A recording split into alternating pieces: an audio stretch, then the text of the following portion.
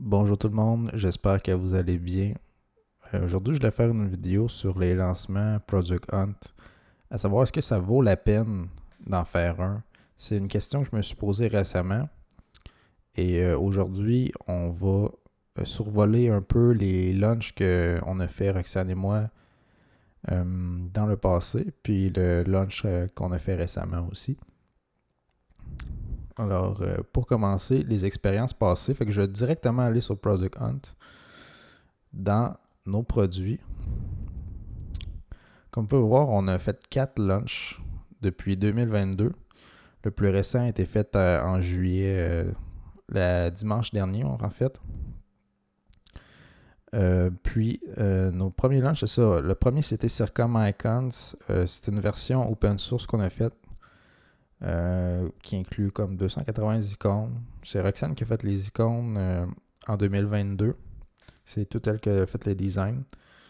Moi, j'ai été plus en charge de la conception du site web de Circom Icons. Et c'est pas mal ça. Je vais faire juste un petit tour rapide sur Circom Icons pour vous montrer un peu à quoi ça ressemble le produit. Fait que, en gros, c'est ça. Le site web, je l'ai fait from scratch, ce qui a été très long. Donc, ça, c'est quelque chose que vous devez ne jamais faire. Quand vous voulez lancer un produit, il faut faire les choses rapidement. Donc, y aller avec concevoir un site web de A à Z, là, c'est vraiment pas la solution la plus intelligente. Mais bon, c'est ça. Je vais vous montrer ici, dans la section icônes, on se trouve à avoir la liste des 285 icônes gratuites de différents modes. Tout simplement en mode design, ça vient télécharger l'icône qu'on a de besoin. Puis on peut venir changer la taille ici, puis la couleur si on veut. Mode URL, eh bien, c'est comme un genre d'API, là. Puis on peut utiliser ces URL-là dans Notion pour pouvoir mettre les icônes comme pour associer une icône à nos boards. Là, il y a vraiment l'option pour ajouter à partir d'une URL. Puis dans le mode développement, c'est tout simplement d'aller copier quand tu cliques sur l'icône que tu désires. C'est ça, ça copie le tag HTML, tout simplement. Puis en multiple, tout ce que ça fait, c'est tu peux construire des arrays de strings ou d'objets. Donc, par exemple, si on voudrait construire un outil dans une application de design, on voudrait avoir une espèce de toolbar pour pouvoir choisir différents types d'alignements. Puis, par exemple, si bon, on aurait les strings pour chacun des icônes, puis on pourrait venir en mode objet ici, rajouter une nouvelle propriété de name. Fait que par exemple, on voudrait que le nom de l'icône affiche dans la toolbar, là, comme par exemple alignement à gauche, alignement à droite. On pourrait venir rajouter les propriétés ici. Fait que c'était pas mal ça pour le développement open source. Puis c'est ça a été quand même vraiment long à développer. J'avais pas beaucoup d'expérience en JavaScript. Fait que ça a été un peu de l'apprentissage aussi en même temps. Donc, c'est ça pour la version gratuite qu'on a launchée. Donc, on a travaillé 1 an là-dessus, quasiment toute l'année 2022. Faire le site web, faire du SEO aussi. Mais idéalement, il faudrait faire un launch en 3 mois si on veut vraiment. Tu sais, ça, ce serait le gros max que je recommanderais. C'est ce qu'on a fait avec Bookie. On a commencé le produit en avril. On a fait le lancement en juillet. Juin, on était pas mal occupé. On a eu un déménagement. Donc, on n'a pas vraiment travaillé sur Bookie en tant que tel. Fait que le lancement s'est plus fait en juillet. Voilà. Le Pro, ben c'est ça. On a fait une version Pro qu'on peut voir dans le pricing ici. Là, pour avoir plus d'icônes, puis dans différents styles. Circom AI, bon, on a fait une espèce de générateur d'icônes par intelligence artificielle. On utilisait tout simplement le modèle, un des modèles de ChatGPT à l'époque. Là, je me souviens plus c'était lequel. Puis c'est ça, ça faisait. On avait comme tweaké des prompts pour avoir les icônes qui ressemblait un peu au design de ce qu'on avait pour Circum Icons, mais c'était rien de parfait, là. C'était... même si tu voulais faire que ta librairie soit consistante, ça fonctionnait pas, là. Donc, on a construit une plateforme SaaS uniquement pour Circum AI, mais on avait vraiment dû opter plus pour un genre de système de crédit, là, tu sais, que le générateur est accessible à tous, mais tu dois payer des crédits si tu veux générer des icônes, au lieu de faire une plateforme avec un abonnement mensuel comme qu'on a fait. Ça aurait probablement mieux fonctionné dans ce cas-là. Et c'est ça pour Circum Icons. Puis les 3 launches sont pas super bien été, en fait, là. Si on va voir Circum Icons ici, puis on va voir les launches qu'on a fait. Ça, c'est ici. Fait que si on regarde le nombre de upvotes, c'est pas super élevé, là, c'est en milieu de tableau, je dirais, là, dans 15-20e position, là, un truc comme ça. Circum AI a été plus populaire parce que, en ce moment, si tu vas dans le listing des launches, c'est quasiment juste des trucs de AI, là. Fait que c'est probablement pour ça qu'on a eu plus de upvotes aussi, là. C'était plus tendance qu'une librairie d'icônes. Voilà pour les expériences passées. Bon, comment ça fonctionne sur Project Hunt? C'est pas super compliqué. Je suis vraiment pas l'expert. On a eu un bon launch jusqu'à présent. Puis c'était principalement Roxane là, qui s'occupait des textes puis des images pour le launch. Mais en gros, moi, ce que je peux dire, c'est que le plus important de ce que je vois, c'est si on va dans un lunch, dans la liste des lunchs de la journée,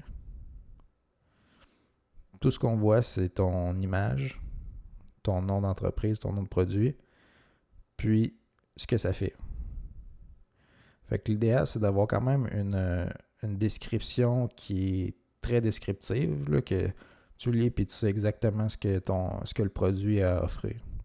Si tu fais des trucs un peu flous, ben les gens, ils iront pas cliquer, ils sauront pas exactement c'est quoi. Je sais pas s'il y a des exemples de trucs un peu plus flous, là. Tu sais, comme c'est Your Personal Cinematic Universe Curated by You. Tu sais pas exactement ce que ça fait. Contrairement, tu sais, un peu lui, Your Personal Knowledge Base to Remember. Même ça, c'est vague, là. Puis il est en haut. Il faudrait voir un peu pourquoi. Peut-être la personne, c'est pas son premier launch aussi. C'est peut-être juste parce qu'elle a un GIF animé. On sait pas. Mais oui, ce que je voulais en venir avec ça, c'est ça. On voit l'important c'est d'avoir une description qui est claire, puis très descriptive. Ça, c'est un peu secondaire, mais c'est bien d'avoir une meilleure description un petit peu. Ça donne un peu plus de personnalité, à savoir un peu c'est qui est derrière ça. Donc, c'est avoir un ton un peu plus, pas humoristique, là, mais un peu plus friendly, convivial, plus humain que quelque chose de corporatif. Puis, les images que vous ajoutez, l'idéal, c'est qu'on voit bien le produit. Je ne sais pas si les gens regardent vite fait, là, mais nous, on a le dashboard. Ça, c'est notre feature essentiellement. Là, c'est d'ajouter des transactions puis des catégoriser. Puis un autre point fort aussi, c'est que les documents sont encryptés dans le logiciel. Alors, donc pour le lancement, c'est pas plus compliqué que ça. Je ne passais pas les étapes, là, mais je me dis c'est submit, puis tu passes à travers les étapes. C'est assez simple. Mais ce qu'il y a à se rappeler, c'est que si c'est votre premier lancement sur Project Hunt, ben essayez d'y aller avec le samedi ou le dimanche. Ça va être des journées que la compétition est beaucoup moins élevée. Puis vous pouvez confirmer ça en allant dans les archives de Project Hunt. Tu peux voir les launches de chaque jour qu'il y a eu depuis 2013, pardon. Puis c'est ça. Puis en général, quand tu te regardes, j'ai fait pas mal je me suis claqué une couple de jours de lancement pour voir c'est quoi en moyenne le nombre de upvotes selon la journée. Puis en général, la fin de semaine, c'est beaucoup moins élevé. T'sais, comme là, on a 400 quelques upvotes. Puis la semaine, des fois, ça parle à 1000, 1200, 1300. Fait que t'as beaucoup moins de chance. Puis deuxièmement aussi, la semaine, ça va être les grosses entreprises aussi qui vont faire leur lancement. Donc comme on a vu vendredi, je crois, c'était quand? Je vais regarder. Le 18, ben on a eu un lancement de OpenAI. C'était ça? Vendredi, c'était 19, pardon. Fait quoi, on a eu le lancement. Tu sais, c'est dur de compétitionner le compte OpenAI. Si tu veux avoir la chance de finir dans les premiers. Là. Fait que je recommanderais de lancer la fin de semaine. Donc, on a couvert mes expériences passées à Roxane et à moi. Comment ça fonctionne en gros sur Project Hunt. Préparation au lancement. Il n'y a pas vraiment de préparation à part les textes. Surtout si c'est votre premier lancement. Vous n'avez aucune audience. Puis, c'est pas le temps d'essayer de construire, de bâtir une liste de courriels, puis de faire des newsletters. Faites juste lancer votre produit. Prenez 1 mois, 2, 3 mois maximum à construire, à faire un MVP, puis faites le lancement directement. Sans prendre le temps de construire des réseaux sociaux, ça ne donnera pas grand-chose pareil au début. Puis, juste un dernier petit point, le facteur de réussite par rapport à notre dernier lancement, on a quand même eu un succès modéré, on va dire. Là. On n'a pas fini premier, mais on a quand même terminé 5e, ce qui est quand même bien par rapport à nos autres lancements qu'on a eus. Mais ma théorie est justement, c'est ça. On a fait le lancement la fin de semaine, contrairement à nos autres lancements qu'on a fait la semaine. Puis, l'autre point, c'est qu'on a fait des lancements avant aussi. C'est pas notre premier lancement. Fait que, tu sais, on a quand même créé une certaine mini-audience, on va dire, sur Project Hunt. Il y a des gens qui nous suivent. Puis, il y a des gens qui suivent Circom Icons. Fait que je sais pas si eux sont notifiés aussi quand nous, on fait un nouveau launch. Même si c'est pas par rapport à Circom Icons. Fait que, tu sais, ça donne quand même un certain avantage là, pour avoir plus de upvotes. C'est ce que je crois. Donc, voilà. J'arrête pas de me tromper avec la fenêtre de Claude. Bon, pour terminer, tout qu'on va cocher ça c'est fait. Est-ce que ça vaut la peine de lancer sur Project Hunt? C'est quand même une bonne question. Je pense que oui, mais il ne faut pas s'attendre à avoir des clients qui vont découler de ton lancement. C'est vraiment plus pour comme mettre un peu plus de trafic sur ton site web, faire connaître un peu le produit, voir s'il y a des gens qui sont intéressés.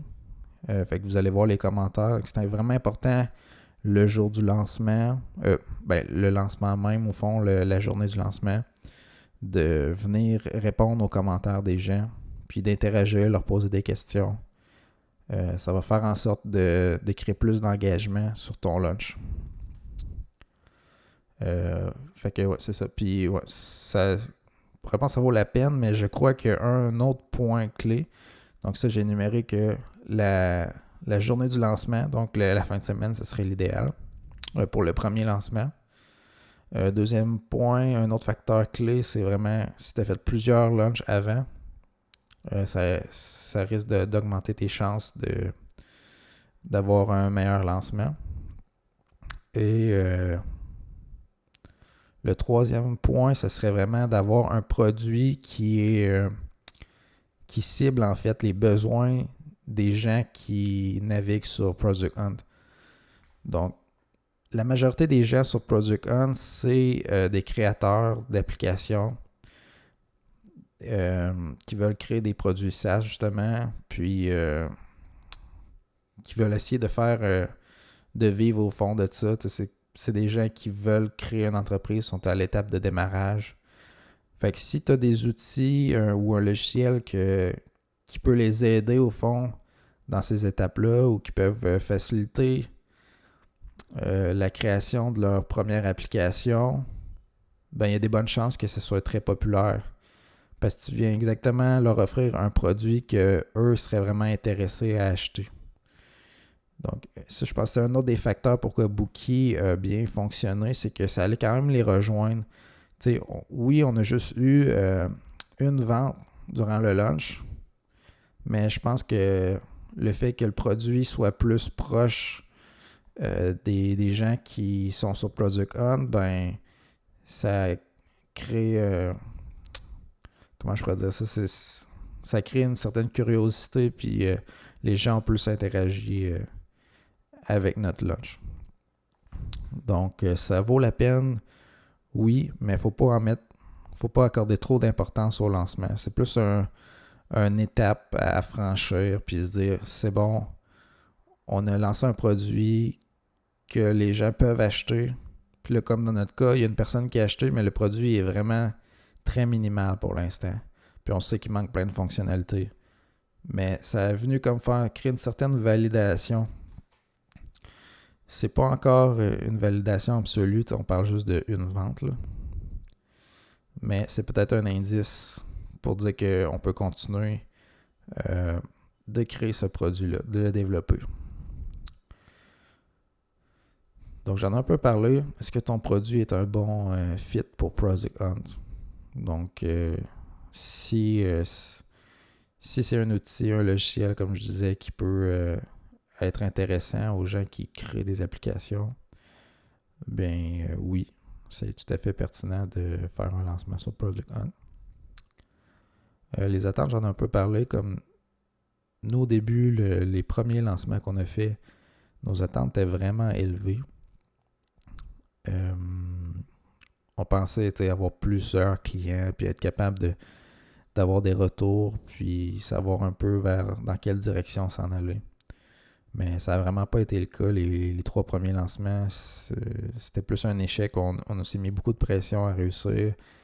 Faire en sorte que le produit soit le plus fini possible, le plus beau, avoir l'air le plus professionnel possible. Mais en réalité, l'important, c'est vraiment de venir tout de suite valider le produit. Puis c'est ce qu'on est venu faire avec Bookie. C'est de créer un produit rapidement, qu'on sait qu'il y a un certain besoin. C'est pas une application révolutionnaire. Il y a déjà des alternatives à Bookie là, qui sont même mieux. Mais on veut vraiment cibler les entrepreneurs en démarrage. Puis en ce moment, il n'y a pas vraiment de solution qui vise spécifiquement ces gens-là. C'est vraiment plus à plus large échelle. Donc, ça fait pas mal le tour. Je ne voulais pas trop déborder là-dessus, mais je pense que vous avez un peu la réponse de savoir est-ce que un lancement, un Project Hunt, c'est nécessaire pour vous ou non. Donc, merci de m'avoir écouté.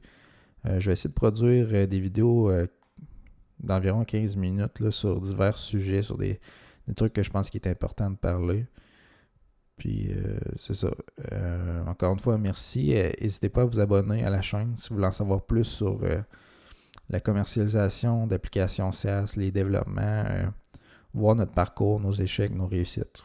Donc, faites un petit like, un abonnement. Puis, on se dit à bientôt dans une prochaine vidéo. Au revoir.